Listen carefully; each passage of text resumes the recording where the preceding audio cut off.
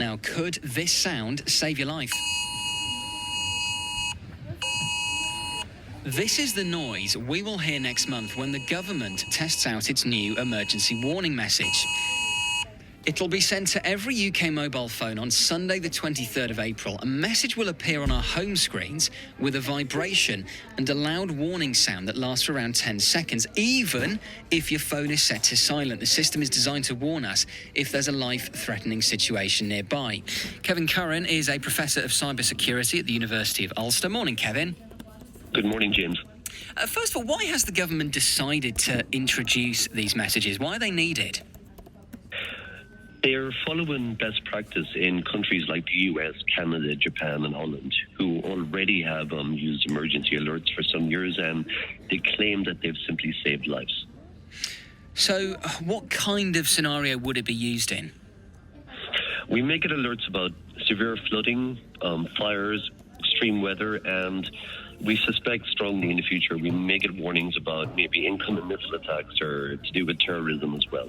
So, again, it's depending on your location, you get the message. Okay, so if, God forbid, there was, I don't know, a terrorist attack in the centre of Bristol, say, if you lived near the centre of Bristol, you might get an alert on your phone.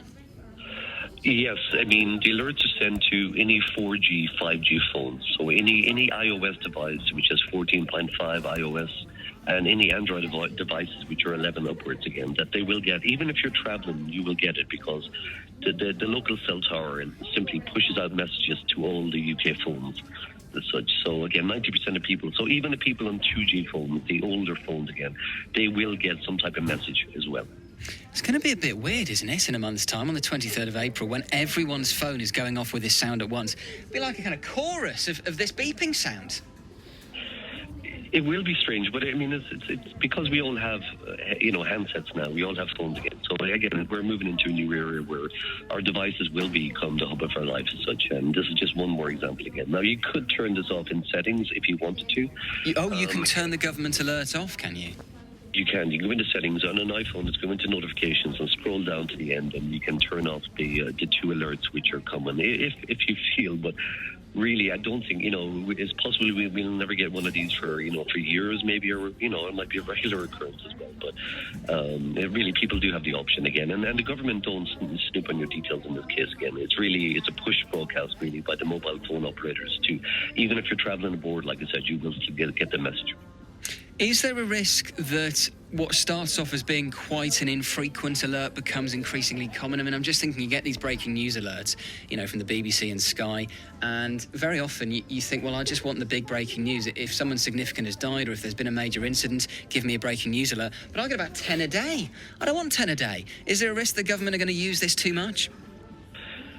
There's always a risk for mission creep in any system that you roll out.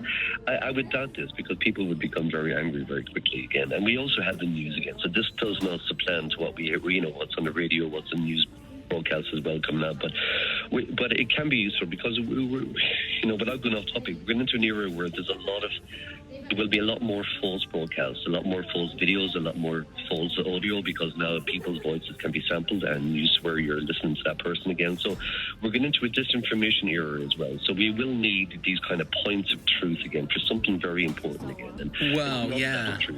That's a good point. I mean, the only other thing I'd consider is, does that mean there's a risk that scammers could exploit this technology and try and imitate this? They'd have to get to the core of the network. Generally, scammers only care about money. So there's no money in this, really. So it would be very unusual. Kevin, appreciate your time. Thank you. Kevin Curran, an expert in cybersecurity.